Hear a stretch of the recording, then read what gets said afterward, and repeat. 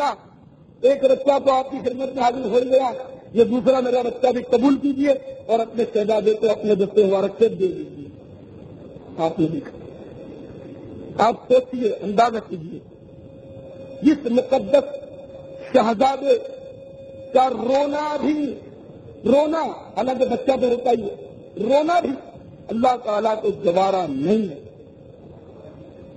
اس معزز شہزادے کو جب کربلا کی تپتی ہوئی سرزمین پر خاک و خون میں تڑپایا گیا ہوگا، اس وقت اللہ تعالیٰ کس قدر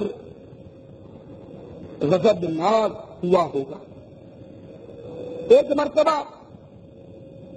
دونوں شہزادوں میں کمپٹیشن ہوا،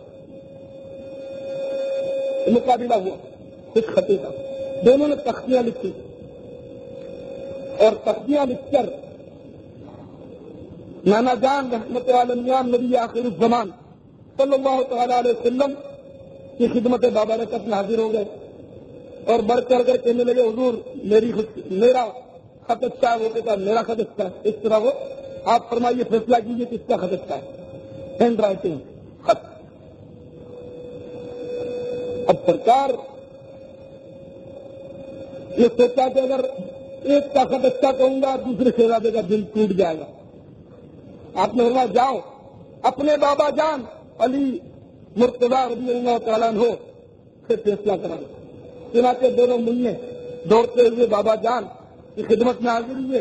اور یہی سوال کیا کس کا خط تھا۔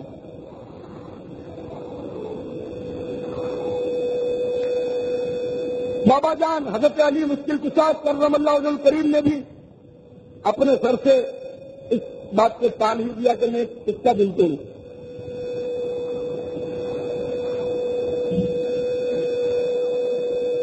غالباً وہ پہلے بیوی فاطمہ کے پاس گئے تھے، بیوی فاطمہ کے پاس، انہوں نے ٹال دیا تو اپنے بابا جان کے پاس آئے اور آخر میں سرکار کے پاس آئے تھے، آخر میں، اور سرکار سے کرنے لگے نانا جان آپ فیصلہ کیجئے کہ ہم نے دونوں میں سے خط کس کا اچھا ہے۔ تو سرکار صلی اللہ علیہ وسلم نے بھی سوچا کہ میں کیسے فیصلہ کروں کہ دونوں میں سے ایک کی بھی دل ٹھیکنی گوارا نہیں تھی۔ چنانچہ آپ نے بتایا کہ اچھا ایسا کرو کہ میں یہ موتی پھینکتا ہوں،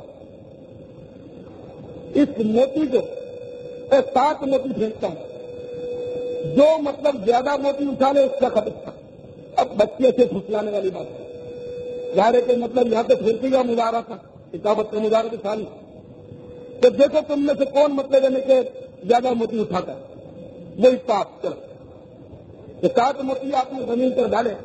دونوں شہزادے لپکے ان پر، اب دونوں نے 3 تو اٹھا لیے، اب ایک رہ گیا تھا، اس ایک کی طرف دونوں ایک ساتھ بڑھے، کتنے میں اس موتی کے 2 ٹکڑے ہو گئے، دونوں نے آباد اٹھا لیا۔ سرکار نے فرمایا کہ دراصل وہ جبریل امین نے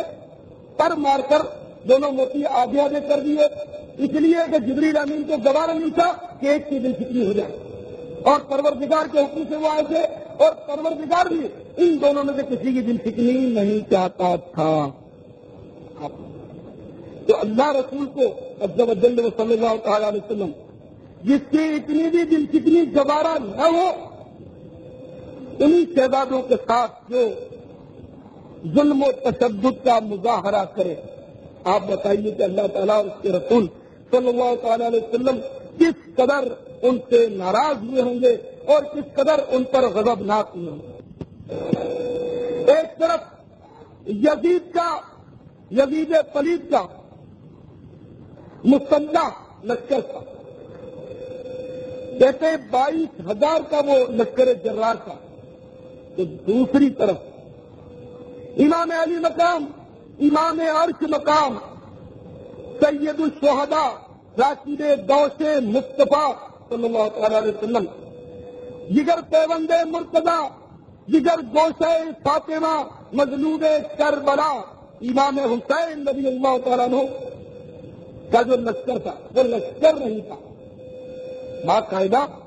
فوج کا کوئی دستہ نہیں تھا، نہ وہ لڑنے کی نیت سے اپنے گھر سے چلے تھے، بلکہ کل 72 افراد پر یہ ایک قافلہ تھا جس میں بچے بھی تھے، بوڑھے بھی تھے، جوان بھی تھے، حتیٰ کہ پردہ نشین خواتین بھی تھیں، اور علی اصغر کو 6 مہینے کے ننھے ملنے بچے تھے، اور آپ خود سمجھتے ہیں کہ میدان جنگ میں کچھ 6 مہینے کے بچے کو نہیں ملا، تو لڑنے کے لیے تو گہری تھے، اور ان کے ظلم کی انتہا تو اس وقت ہوئی کہ جب انہوں نے نہر فرات پر پہرا بٹھا دیا، اور پھر جب سیدنا امام حسین رضی اللہ تعالیٰ عنہ علی اصغر جو پیاس سے بےتاب تھے ان سے اٹھا کر دشمنوں کے پاس لے گئے، اور ان سے مطلب علی اصغر کے لیے پانی مانگا کہ مجھے پانی مت پلاؤ، میرے ہاتھ میں ہی مت دو، تم کیا سمجھو گے میں پی لوں گا، اپنے ہی ہاتھ سے اس بچے کے حلق میں ٹپکا دو، میں نے تمہارا کچھ بگاڑا ہوگا، اس 6 ماہ منع نے تمہارا کچھ نہیں بگاڑا، اور پانی پی کر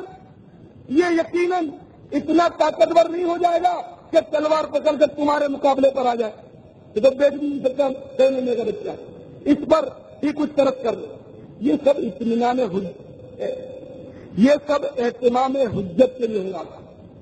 تاکہ کوئی کل قیامت میں یہ نہ کہے، یزیدی یہ نہ کہے کہ یا اللہ ہمیں پتہ نہیں تھا کہ ان کے ساتھ سیر کھا رہے بچے تھے، ورنہ امام علی مقام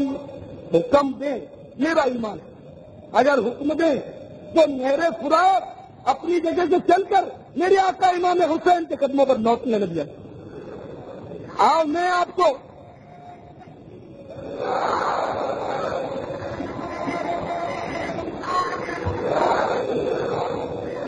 یاد دلاؤں کہ آپ کی اولاد میں سے میرے آقا میرے مولا سیدنا غریب نواز معین الدین حسن سنجری رحمت اللہ تعالیٰ نے جب پرتھوی راج نے پانی لینے سے منع کیا تو یہ لوگ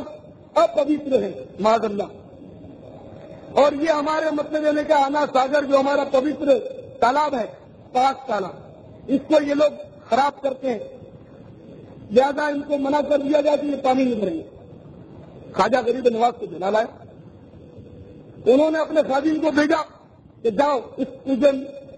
کودے سے پانی لے آؤ، تو جب اس خادم نے کوزہ بھرا تو سارا تالاب کوزے میں آ گیا، یہ واقعہ آپ کو پتا ہے، اور پھر ان لوگوں نے منتیں کی اور پھر غریب نواز نے وہ کوزہ اس میں ڈلوا دیا، پھر تالاب بھر گیا۔ تو امام علی مقام کی کئی پشتوں کے بعد پیدا ہونے والا ایک ان کا شہزادہ وہ پورے انا ساگر کو اپنے کوزے میں بند کر سکتا ہے، تو کیا امام حسین رضی اللہ تعالیٰ عنہ جن کا نانا فرش کا بھی مالک ہے، عرش کا بھی مالک ہے، جنت کا بھی مالک ہے، پیروں پر کا بھی مالک ہے، خشک و تر کا بھی مالک ہے، کیا وہ میرے فرات کو حکم نہیں دے سکتا تھا؟ لیکن یہ سب اللہ کی رضا کے لیے ہو رہا تھا، بلکہ جن کے نانا کی دعاؤں کا یہ حال ہے کہ اجابت کا صحرا عنایت کا جوڑا دلہن بن کے نکلی دعائے محمد صلی اللہ تعالی علیہ وسلم، اجابت نے جھک کر گلے سے لگایا بڑی ناز سے جب دعائے محمد، جن کی دعا کی یہ حالت ہو، کیا وہ دعا نہیں کر سکتے تھے کہ یا اللہ حسین سے امتحان نہ لے؟ امتحان تو دیتے طلبا رات رات جاگتے ہیں، محنت کرتے ہیں، ٹیوشن پڑھتے ہیں اور امتحان ضرور دیتے ہیں، زبردستی دیتے ہیں، کیوں کہ جانتے ہیں کہ امتحان دیں گے تو سند ملے گی، تو یہ بھی بابا امتحان دے رہے تھے، بڑی سند ان کو ملنی تھی، ورنہ آج ان کا ذکر شادی سے اہتمام سے کہاں ہوتا، آج ان کی یاد میں اتنی صدی میں کون لگاتا، ان کی یاد میں اتنا لنگر کون لٹاتا، یہ امتحان تھا اور بڑی ان کو سند ملی، سید الشہداء کی سند ملی، شہداء کا سردار۔ تو میرے آقا رحمت عالم صلی اللہ تعالی علیہ وسلم نے جب بھی دعا مانگی تو یہ نہیں مانگی کہ یا اللہ میرے شہزادے حسین سے امتحان نہ لے اور کربلا کی جو بلا ان پر نازل ہونے والی ہے اس کو تو دفع کر دے۔ آپ کو پتا تھا،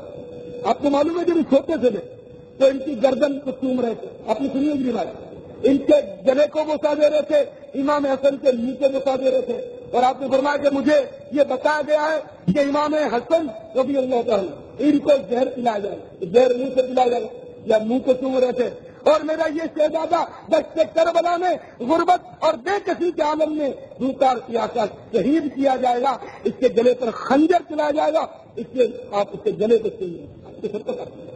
پھر بھی آپ نے دعا مانگی تو یہ نہیں مانگی کہ اللہ اس کی گردن نہ کٹے، بلکہ یہ دعا مانگی اللہم آتل حسین صبرا واجرا، اے اللہ حسین کو صبر و اجر عطا فرما۔ صبر کہ جو مرد ہوتا ہے وہ میدان سے نہیں بھاگتا، اسی طرح وہ طالب علم جس کو اپنا سبق یاد ہوتا ہے، جس نے امتحان کی فل تیاری کی ہوتی ہے، وہ تو منتظر ہوتا ہے کب پرچہ شروع ہوتا ہے، وہ امتحان کا دن نہیں چلاتا۔ اور جو اکھڑ ہوتا ہے، پڑھنے میں کمزور ہوتا ہے، ویک ہوتا ہے، وہ امتحان سے بھاگتا ہے کہ ذرا دو چار اور ہنگامے ہو جائے تو اپنا امتحان ڈیلے ہو جائے، وہ بھاگتا ہے۔ تو امام علی مقام امتحان سے نہیں بھاگ رہے۔ مہاراج میرے پیارے اسلامی بھائیوں، آپ